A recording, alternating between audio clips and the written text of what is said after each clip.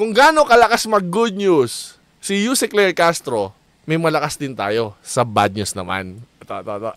Ang further findings namin, hindi ko masara yung investigasyon kasi marami pa rin mga issue katulad ng sinong tumulong sa ICC, yung tungkol sa eroplano na nanatiling bukas at masalimuot.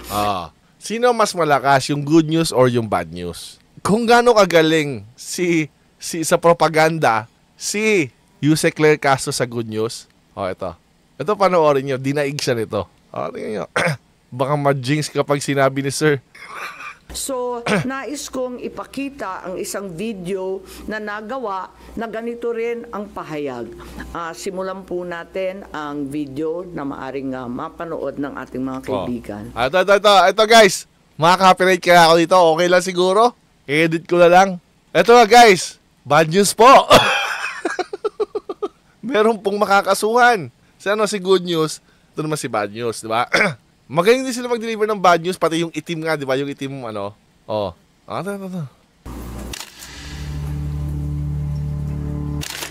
Enero 28, 2024, sa first Pala bumili ako popcorn. Pwede ako magpatay na ilaw. Madilim. rally sa Davao, nagliyab ang balita at social media. Matapang, walang preno. Mr. President, baka susunod ka sa dinaanan ng tatay mo. Diyan ako takot. Ayaw ko mangyari sa iyo yan. Nagbato ng maaanghang na salita si dating Pangulong Rodrigo Duterte laban kay Pangulong Marcos tungkol sa di umano'y paggamit ng droga at ang kontrobersyal na People's Initiative. Hala? Sino man magsabi na walang paki ang Siya ang unang nagtawag ng pansin. Siya ang unang nagtanong. Para kanino ba talaga ang PI na yan? Marso 2024. Para saan daw yung PI na yan? Sa kabila ng bangayan sa harap ng sambayanan, narinig natin si Pangulong Marcos. Matatag, matapang. The International Criminal Court has no jurisdiction over the Philippines as we remain to have a working judicial system and law enforcement mechanisms. Boom! Walang jurisdiksyon ang ICC sa Pilipinas. Sa sabong, nagpagpag siya ng balahibo. Ang hindi natin alam, paghupa ng alikabok ay nagsimula ng ilatag ang plano para muling sumapi sa ICC. Kaya pagtungtong ng Mayo, tahimik ngunit... While in the sa president's defense, hindi naman nga nakipag-coordinate sa ICC. Sa Interpol, I can say that with a straight face. Sa Interpol sila nakipag... Okay, I need to stop now. I cannot hold it. There's something in me. There's something in me that actually burns. Okay, I cannot hold it. Alright. I give up. Okay. DOJ ang tong Mayo, tahimik ngunit mabilis ang galaw. Isinumite ng DOJ ang legal brief para sa posibleng Ika nga ni CJ, si Coach Jarrett, sino nagpakulong? Si PBBM. Tama. Kung yung mismong vlogger na ni PBBM, nagsasabi nun, how can I say no to that, right? Isang pagtataksil na walang nakapansin. Hunyo, pumutok ang balita. Nagbitaw si VP Sara bilang DepEd Secretary. Tendered my resignation as the Secretary of Education effective July 19, 2024. Isang babae ng tapang ngunit walang nagawa dahil sa likod ng tama. Agosto, isinagawa ang unang Quadcom hearing laban kay FPRRD habang inuusig ng COA ang confidential funds ni VP. Ang hindi natin alam, sa gitna ng lahat ng ito, itinalaga na ni PBBM si Marcos Lacanilaw bilang Special Envoy ng Transnational Crimes na siyang Ayan na, dyan na magsisimula. Magsusuko kay FPRRD. At maluwag na rin pinapasok ng bansa. Ang tanong, Lacanilaw. Andiyan ba si Ate Ate Rochelle? Yung Lacanilaw na ba yung panahon nung sa kanya, sa Red Notice? Interesting. Ang mga tiga-ICC noong Oktubre. Walang bahid ng pagtutol, walang palak na ipagtanggol ang kapwa Pilipino. Nobyembre, nag-iba na ang ihip ng hangin. Nobyembre, oo nga, November nga daw yung kay ano eh. Uy, laki na law na ngayon. Kasi November 2024 daw si ano eh, si Ate Rochelle, di ba? Ito na yon. Ito na yung start nun. Matatag, matapang, walang bahid ng pag-aalinlangan. Narinig muli natin si Pangulong Marcos, ngunit iba na ang sinabi. If yun ang gugustuhin ni PRRD, hindi naman kami haharang doon sa mga ICC. Para tabunan ang galawan, pinaingay ang impeachment complaints laban kay VP Sara. The Office of the Secretary General will transmit the 2 impeachment complaints filed against Vice President Sara. Pero masasabi ko lang ang masasabi ko lang, if the President can actually do these things, bakit ba kayo pinagpipilitan nyo pa rin na weak yung Presidente? Pinagpipigil. Gusto niya lang talaga masabing weak eh, no? Kung nagawa niya lahat yung mga yan, naniniwala pa rin ba kayong weak? Baka siguro this is the time na you should reconsider. I think you should reconsider, guys. You know, like, it's no longer working in reality. Weak leader pa more. Sige. Kahit pa nagkaroon ng Wicked na siguro kayo. INC rally noong Disyembre, naidiin pa rin ang impeachment. But not weak, right? He is anything but weak. Kaning. So yun nga sabi ko, hindi weak yan, deception lang matitira. Kaya nga, so if he can do this, all of this, give you a proper clap, right? Maybe you should reconsider your position. Weak leader pa more. Yun ang masasabi ko. Sa akin, drug test na yan. Narinig ko na nga kay Joey na katulad ng sinasabi ko dati pa eh. Na parang ano bang gusto yung patunayan sa drug test? Nasabihin na puro palpak yung mga desisyon niya. Really?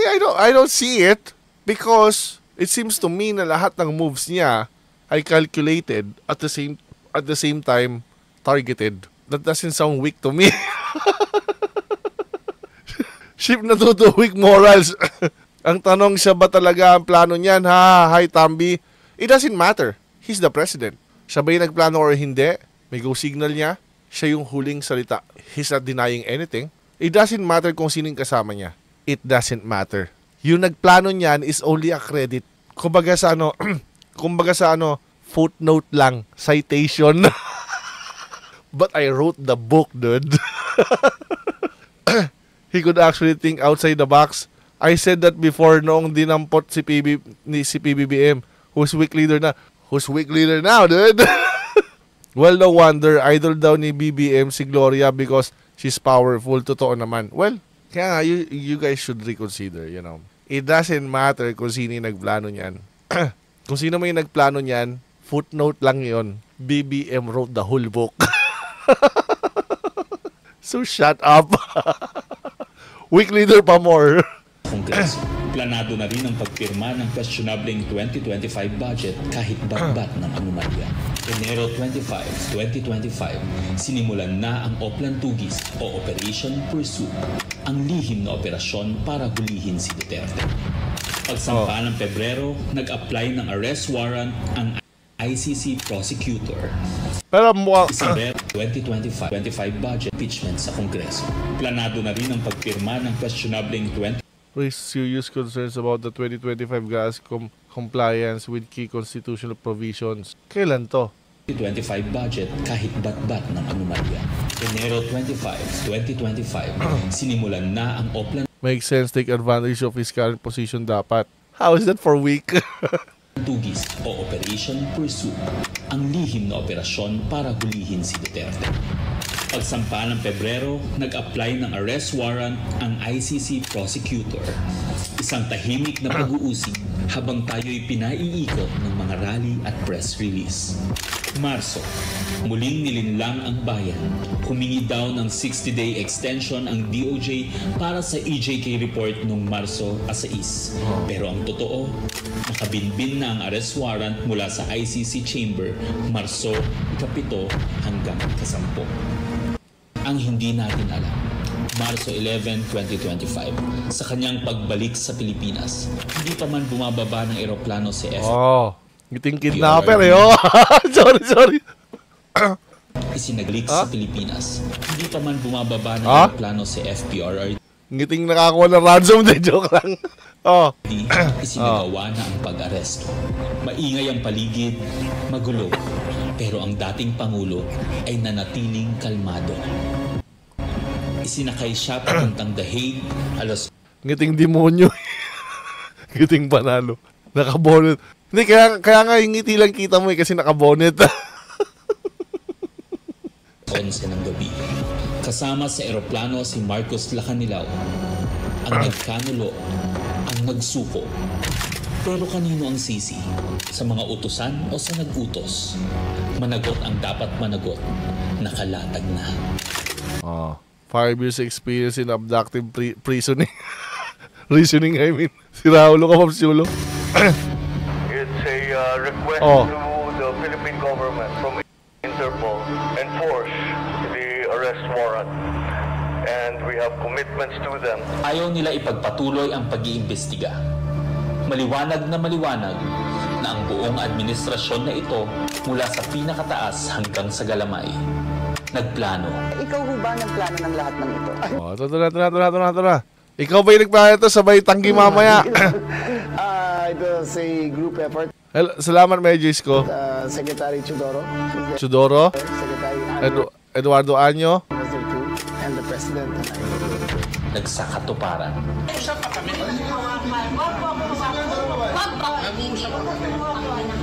Kayo mga sulat. Wag mo hawakan yung nanay ko! Nagkagulo. Wala tayong magawa dahil mismo ang gobyerno. Nagtakpanan. Mamili ka. Kapag warrantless arrest, edi may period. Kapag may warrant, walang period. I'm being cautioned by the DOJ, ma'am, that it may be sub judice already to discuss that. Wala na, hindi ka na nga matindo sa kaso nyo, Ate Rochelle. Ay, sorry. Patawa-tawa lang daw sila sa labas eh. Ibang klase talaga itong mga taon to, no? Lalabas na siya, pinaka-worst president, tapos sa mga Marcos, snap. Because of the habeas corpus pending in the Supreme Court. Matinig ka muna doon sa kaso nyo ni Ate Rochelle, yung kasama yung mga pulis mo. Ngunit lumabas ang buong katotohanan. Ganito pala ang bagong Pilipinas. Hindi man lang natin alam. Tahimik ang pagtataksil. There was no red notice and what was issued was merely a diffusion. Tahimik.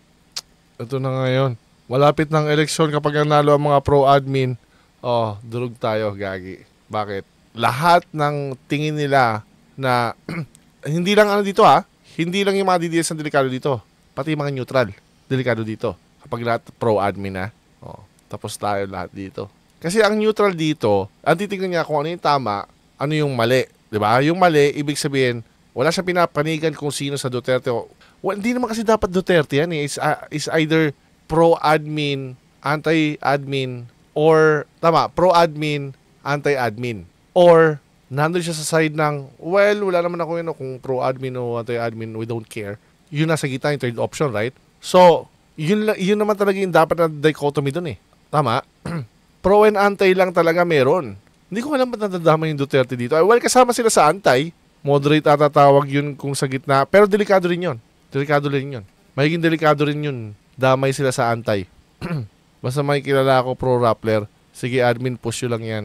Pagwasa. Paliwanag mong maigi. Representative ka ba ng Pilipinas or representative ng Interpol? Pipili ka lang. Nirepresent ko po ang Interpol NCB Manila. So mali itong papel na to. Pro-Constitution. Alam mo, magandang bumper sticker yan, Funny TV. Ang ganda ng pangalan mo, Funny TV. No? Kina-content mo na yan. Lahat naman sila sinasabi pro-Constitution eh. Wala magkasabi dyan sa na hindi kami pro-Constitution. Walang ganon.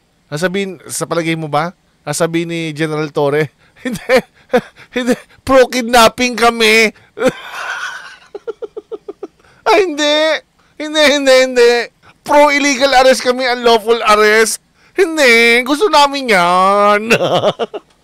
Ipaglalaban namin yung philosophy niyan.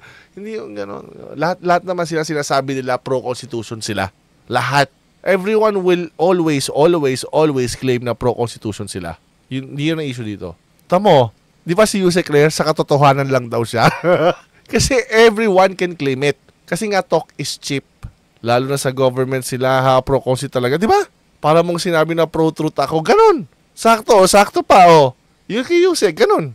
Doon lang tayo sa tama. Doon lang tayo sa totoo. Pagtalikod.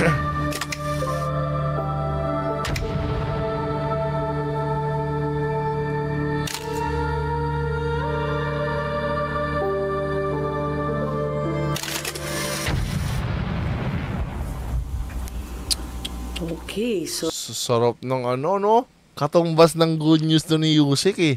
Pero mas malakas yung dating sa akin ng bad news eh. Kasi talaga naman eh, di ba? Psychologically speaking, not scientific, na iba ang effect ng bad news sa good news. Like for example, it is good news na nagising ka ulit. But walang effect sa iyo yun? Right? It is good news na, well, may nakakain ka ngayon, pero walang effect sa iyo yun. Pero try mo, wala kang makain isang araw, pagising mo walang pagkain, bad news. Mas malakas yung effect nun. Kaya kung ako sa iyo, mali eh, naunahan ka ni Sen Aimee, Yusek eh. Mas malakas ang effect ng bad news. Tandaan mo yan.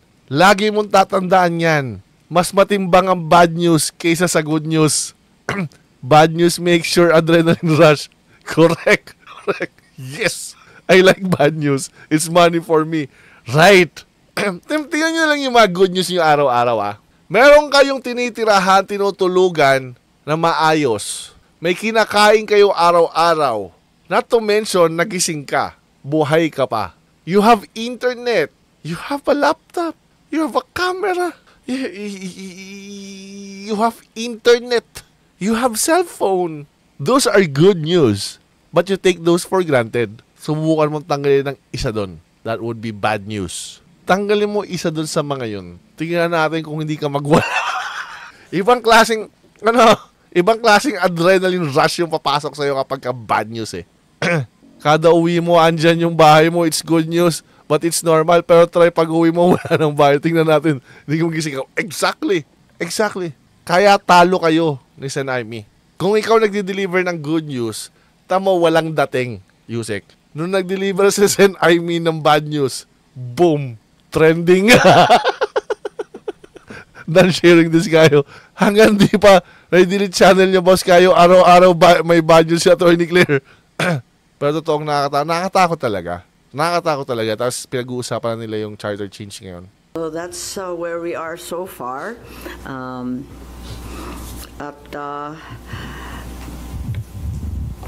Yung good news kasi madaling gawing bad news. Hirap hindian ang sinasabi sa bidyong yan na may isang malawakang plano na may kinalaman sa politika at sa 2028. Yun. Hello. Po. Ma'am, how's your relationship with the President? Nakapag-usap na po kayo? No, I haven't seen him in ages. I'm sure he's not happy about what's happening. I'm certainly miserable about these developments. It's easy to manipulate people using bad news. Kasi fear. Yes, exactly, Mang Rene. Kasi nga, di ba, ang types ng manipulation is fear and greed. Kapag fear ang pinasok mo dyan, that's power too, right? Fear-mongering nga, tama. Ganon, you can actually manipulate people that way too. Sabi niyong plano ng gobyerno, pinlano ito, politically motivated. You think PBBM allowed this po? Hindi ko alam. Inako ni SOJ Boying Remulla. Boring Remulla? It rhymes. We have to invoke our executive privilege. Boring Remulla? We can hear you, Boring Remulla. I heard you the first time, Boring Remulla. Ma'am, we have to insist on our executive privilege. Boring Remulla. Masimpleng pang-asar. Kasi paano ba naman hindi magiging boring? Puro executive privilege. Ano lang yung plano step by step?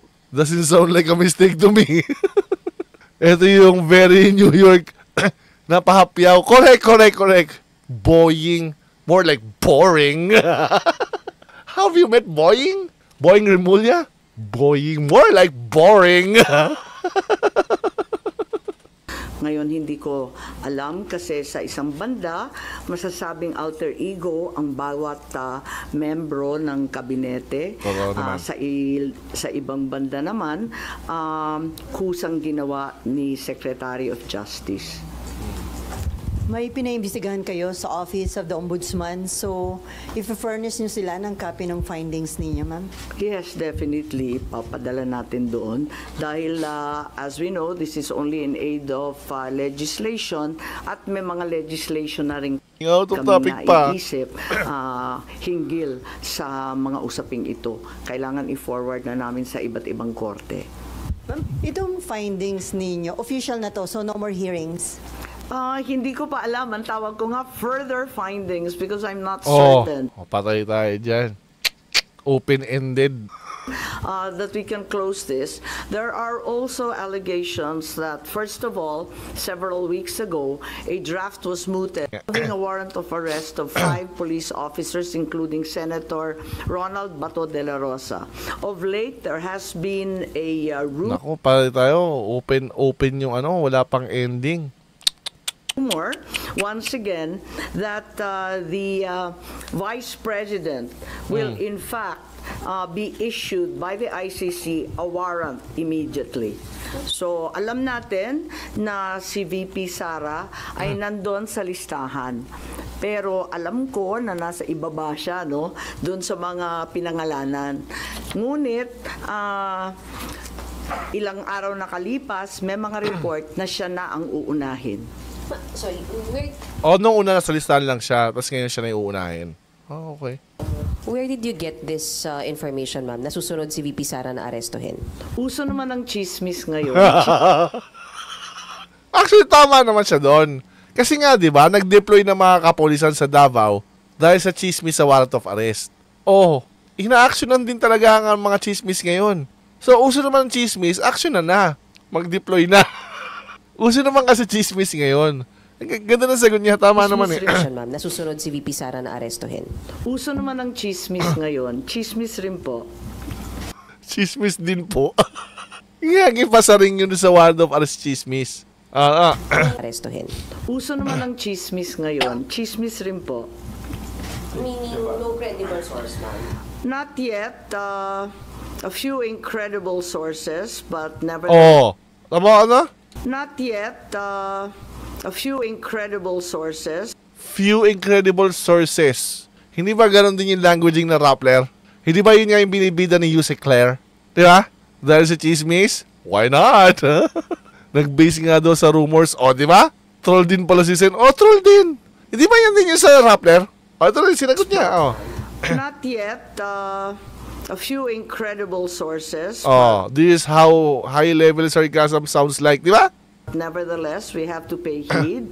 And let me make it clear, I will oppose that warrant with everything I have.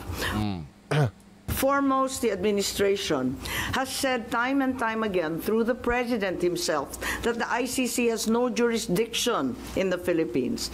Therefore, doon natin tapusin yan. Dito natin tapusin yan. Let me make all sources, but nevertheless, we have to pay heed. And let me make it clear, I will oppose that warrant with everything I have. Let's go!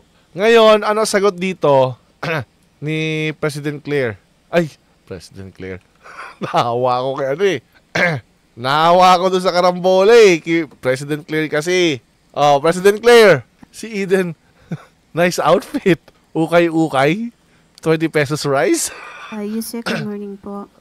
Sabi po ni Vice President Sara Duterte sa isang interview sa kanya na siya ay kasama dun sa ICC list po ng mga may kaso doon, kagaya ng kanyang ama. At ito po ay kinumpirma din. Alam mo, sisikat to si Eden dahil sa atin. Isipin nyo guys may nagsuggest pa dyan. May nagme-message pa nga sa akin na kukontakin niya si Eden para may way sila di ba pa? Na kukontakin daw si Eden tapos papa-interview sa akin. Sabi ko, actually, we're gonna compromise her position kapag ganon. So sabi naisip ko, wag na lang pabayaan nyo na lang kasi mas lalong makukulayan yan. Mas okay nang wag na. Mukhang pinagpaplanuan na nga siyang tanggalin. Di ba? Kapag natanggal siya, tsaka natin siya interviewin. Di ba? pag natanggal na siya, bago natin siya interviewin. Pero hanggang di siya natanggal, huwag natin i-compromise yung position niya. Okay? Okay lang siya. She's okay there. Pero pag natanggal siya, guaranteed, gagahanap tayo ng way para ma-interview siya. Okay? Kung ano yung sinabi ni Senator Amy, Let me make it clear. I will let me make it clear. post that warrant with everything I have. Di ba? Kung ano yung sinabi niya, let me make it clear, I will oppose that warrant with everything I have. Di ba? Ako, let me be clear. Okay? Let us be clear. Ka-clear. Kapag natanggal si Eden dyan, I will interview her with everything I have. Para pag si Claire ang unang natanggal, i-interviewin ko rin siya. Ako ang una. Kapag natanggal si Claire, hindi ko papayag siya. Kasi alam ko, kapag bumaba siya dyan, konsensya niya yung kalaban niya eh. So gusto ko, I will have that honor. Para akong mukhang, hindi namin maintindihan din kung katoliko ka ba o born again eh. Sa akin ka magko-confess. Buti ko papayag siya. O ba? Ikaw yung konsensya. Yeah. Sabi ko, repent. Iiyak yun. Repent. Confess. My sister, confess all your sins. Paano pag pareho sila ni Claire at Eden na natanggal? Christian iyan, si Attorney Claire. Hindi ko nga maintindihan eh. Pati yung niya, chapsoy eh. Presidential sister, Senator Amy Marcos. Sabi po ni Senator Amy, yung nakita nila nung una nasa huli yung pangalan ni Bibi Sara, pero ngayon after a few days may report na parang uunahin na siya. Yung sinasabi ni Senator Amy. Any comment po from the palace at kayo po, ang Malacanang po ba ay hihingin din ng tulong ng Interpol para sila po ay maaresto? Sa kasalukuyan po, ang inyong katanungan ay ang sagot. Very hypothetical. So, hypothetical, ginawa na nga kay Digong. Anong hypothetical? Hypothetical lang doon kung sino yung uhulihin. Hindi hypothetical yung paghuli. Sa kasalukuyan po, ang inyong katanungan ay very hypothetical. So, wala po kaming masasabi patungkol po dyan. At, mukhang very hypothetical. So, wala po kaming masasabi patungkol po dyan. At, yan na naman. We're not dealing directly with the ICC. Kung meron pong katanungan patungkol po dyan, mas maganda po kung makikipag-usap sila sa ICC. Wala po tayong anumang impormasyon mula sa ICC. So wala pong information ng government kung kasama si BP Sara, Senator Bongo, Senator Bato de la Rosa, yung mga dating ilang police officials. May president na nga di ba? President na nga eh. So hindi na siya hypothetical. Nangyari na nga yan eh. Ang hypothetical, nung bago nyong hulihin, bago nyo kidnapin, si Barat Bay, naalala ko siya sabi ni Barat Bay. Nakasama po sila doon sa kaso against FPRRD. Kung saan po nakuha ng Vice Presidente ang kanilang impormasyon, mas mabuti po sana kung sa kanila kukunin. Dahil sa panahon po ngayon, wala po kami masasabi patungkol. Interesting, no? Kung ba't si VP kasama? Interesting, no?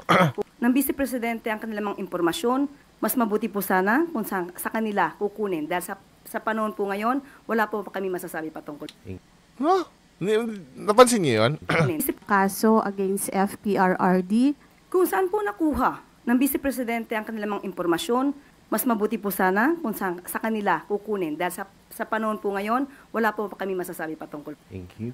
Hindi nyo napapansin? Alam na. Interesting. Laging may sagot everything si Ante, pero ngayon biglang deflect. Nadali mo the resting bitch face, tita. Ang galing mo. Huling-huling mo talaga yung pattern ng sinungaling. Huling-huling mo talaga, no? Bakit? Out of the pattern. Interruption of her pattern. May dalawang klase yan eh. Para maging obvious. Extreme na defensive. Pangalawa, sobra mong ayaw i-touch. Diba? Yeah. Nahuli mo. Ano na?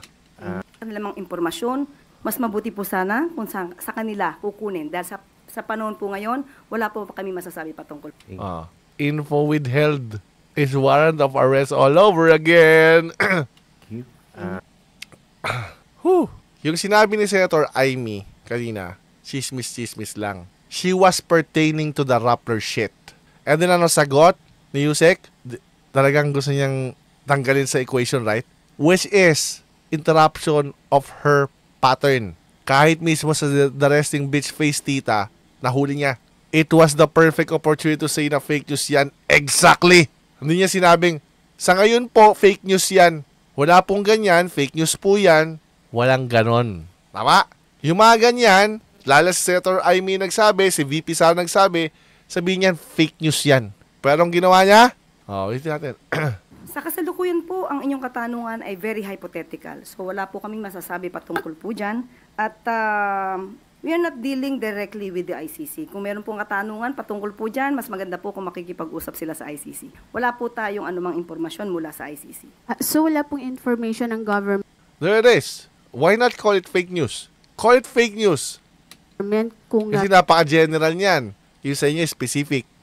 kasama sina BP Sara, Senator Bongo, Senator Bato de la Rosa, yung mga dating ilang police officials, nakasama po sila doon sa kaso against FPRRD. Kung saan po nakuha ng Vice Presidente ang kanilang mga impormasyon, mas mabuti po sana kung sa kanila kukunin. Dahil sa panahon po ngayon, wala po kami masasabi patungkol. Thank you. Because it isn't. Hindi niya masabing fake news. I dare you, I double dare you. Say it. Fake news yan. VP nag-fake news. Go say it. I know you like it.